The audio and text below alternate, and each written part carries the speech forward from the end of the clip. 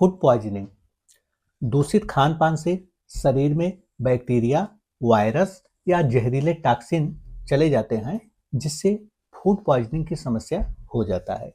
इसमें जो लक्षण प्रकट होते हैं, जैसे बहुत दस्त का होना, बार बार पतला मल का होना और उल्टी की समस्या होना, पेट में दर्द, ऐंठन का होना, इसके साथ साथ बुखार, मछली और बहुत ज़्यादा कमजोरी भी लगने लगता है, सिर दर्द और शरीर में पानी की कमी हो जाती है।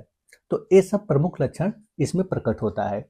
इसके जो कारण है तो दूषित भोजन की वजह से भी हो सकता है, दूषित पानी, अधपका मांस, एक्सपायरी फूड की वजह से भी यह समस्या पैदा हो जाता है। इसके जो प्रकार हैं, बैक्टीरियल फूड पॉइजनिंग, तो यह सबसे आम प्रकार है। यह बैक्टीरिया जैसे साल्मोनेला, ई कोलाई, स्टेफा, इलोकोकस, क्लोस्ट्रीडियम, तो इसकी वजह से यह समस्या पैदा हो जाता है। इसमें दस्त, उल्टी, पेट दर्द और बुखार जैसे लक्षण प्रकट होने लगते हैं। वायरल फूड पॉइजनिंग, तो यह वायरस के कारण होता है, जैसे नोरा वायरस और रोटा वायरस, और इसमें उल्टी, दस्त, शरीर में दर्द और बहुत ज़्यादा कमजोरी फील होने लगता है।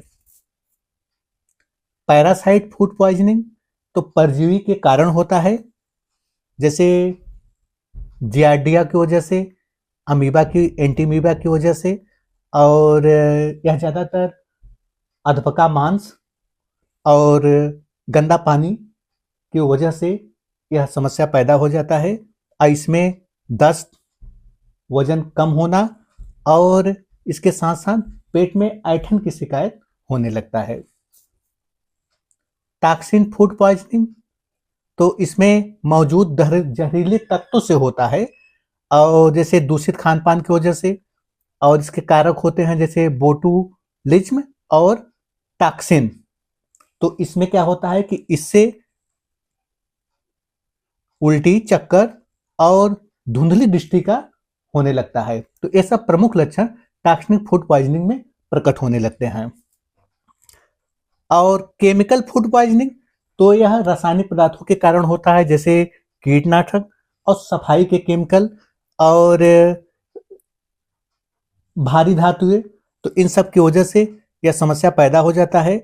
और इसमें जो लक्षण प्रकट होते हैं शारीरिक, तो उल्टी, सांस लेने में दिक्कत, और इसके साथ साथ पेट में तेज दर्द भी होने लगता है।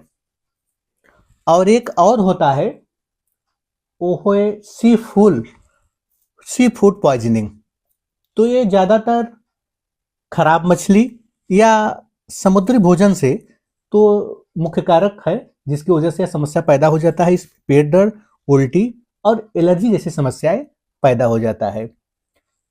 तो देखिए, जब यह समस्या पैदा होता है, यदि रोगी को खाली दस्त है, तो कभी कभी डाइट या गुनगुना पानी और ORS परहेज करने पर यह शांत हो जाता है। लेकिन यदि उल्टी बराबर बना हुआ है, बुखार तेज है, सिर में दर्द है और उसके साथ साथ बहुत ज़्यादा कमजोरी फील हो रहा है, तब इसमें देर नहीं करना चाहिए, तुरंत डॉक्टर से संपर्क करना चाहिए, क्योंकि आप देर करेंगे तो इसका परिणाम गंभीर हो सकता है। और इसके साथ साथ कुछ दिन तक आपको बिल्कुल अपने डाइट और परहेज पर भी ध्यान देना होगा। तो परहेज बेहद इंपॉर्टेंट है। इसके लिए चिकना, मसाला, स्ट्रीट फूड, दूध, पनीर, चीज, मांस, मछली, अंडा, फास्ट फूड, शराब, कोल्ड ड्रिंक, चाय, कॉफी और कच्ची सब्जियां, तो इन सब चीज़ों से बिल्कुल परहेज करना चाहिए, क्योंकि जब तक आप परहेज नहीं करेंगे तो दवा का रोल भी उतना अच्छा बॉडी पर असर नहीं दिखाएगा। इसलिए परहेज बेहद इंपॉर्टेंट है। और इसके साथ साथ दवा जैसे जैसे डॉक्टर परामर्श दे, जितने टाइम पर कहा जाए खाने के लिए, उतने समय पर उसे लेना है, क्योंकि अगर आप दवा समय पर नहीं लेंगे तो समस्याएं बढ़ सकता है। तो इस बात का भी बेहद ध्यान देना होगा। और टाइम बेहद इंपॉर्टेंट है कि समय पर खान पीन और समय पर दवा लेना। इसके साथ साथ अपने डाइट पर भी विशेष ध्यान देना होगा। ऐसे लोगों को शुरुआती चरण में ओआरएस या नमक चीनी का घोल बेहद इंपॉर्टेंट है, इसे लेना है। उसके बाद आप इसमें नारियल पानी भी ले सकते हैं।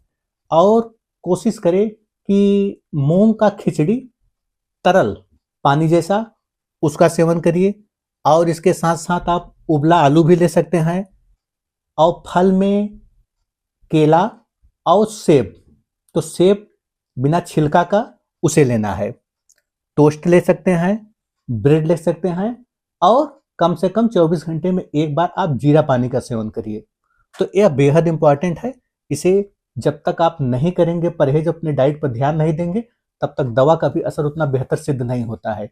इसलिए डाइट और परहेज बेहद इंपॉर्टेंट है, इसे जरूर करें।